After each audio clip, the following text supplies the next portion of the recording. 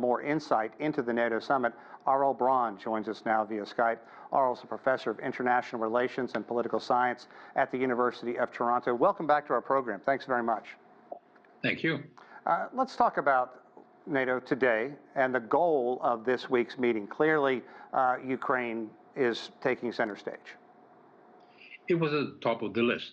The other goals were to strengthen deterrence and defense, and also to reach out to countries out of the area that are increasingly more associated with NATO, like Japan, South Korea.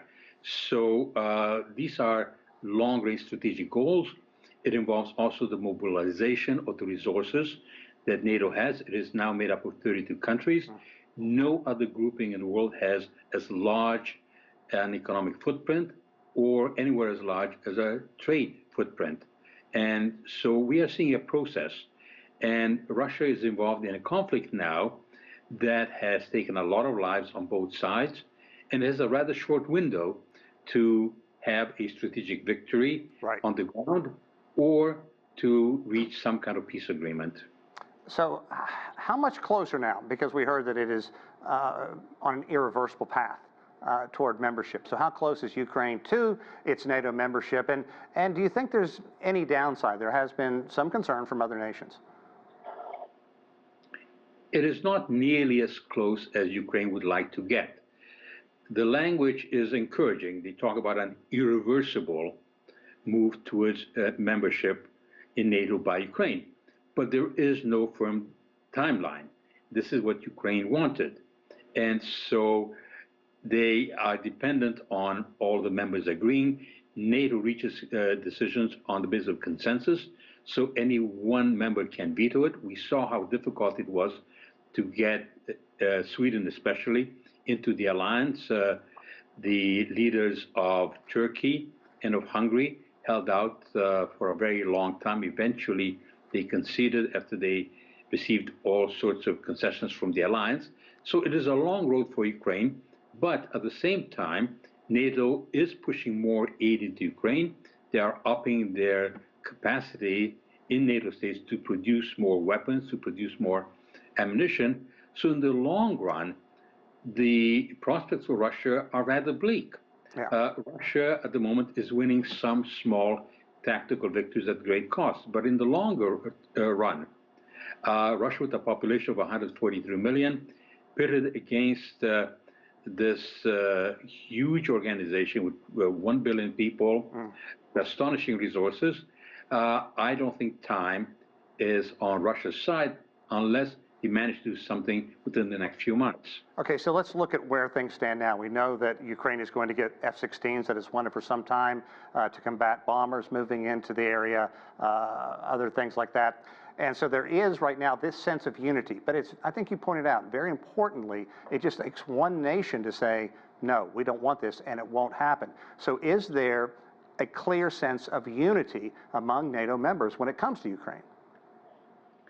There's greater unity than there was before, because even achieving this statement, which uses the term, it was a joint statement, that the move for membership by Ukraine is irreversible, to consensus.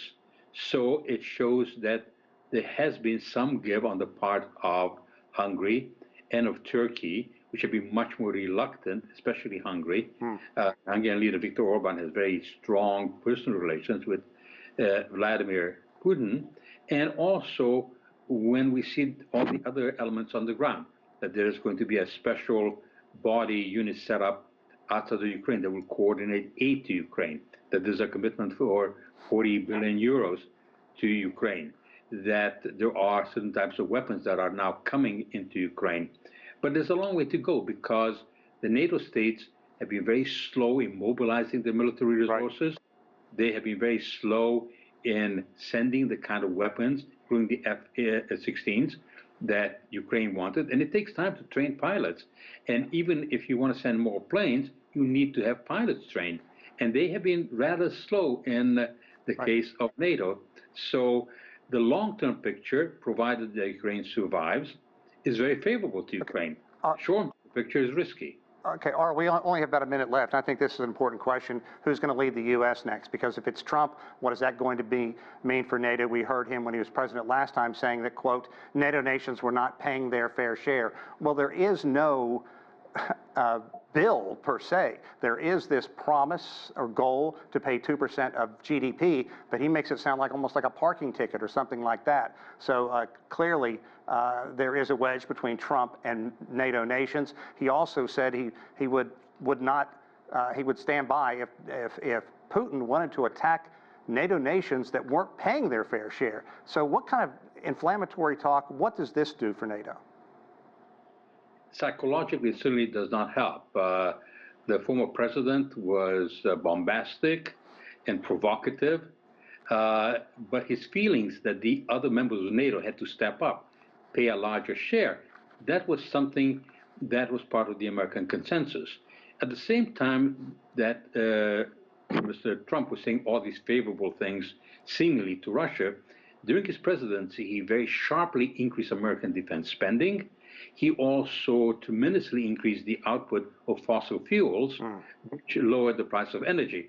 So if I were sitting in the Kremlin, I would not bet that if Mr. Trump becomes the president, this would all be favorable to Russia.